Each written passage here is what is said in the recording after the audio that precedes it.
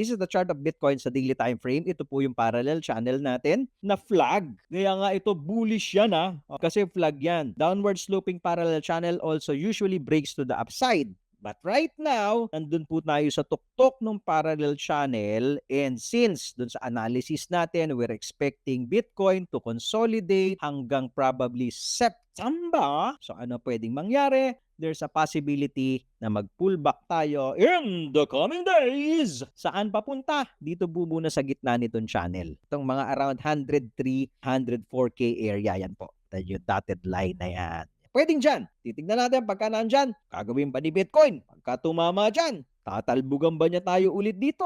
Or pag tumama dyan, talbog ng konti, balik na naman tayo dito. Dito tayo magdi-dribble-dribble. Nasa angat na naman tayo.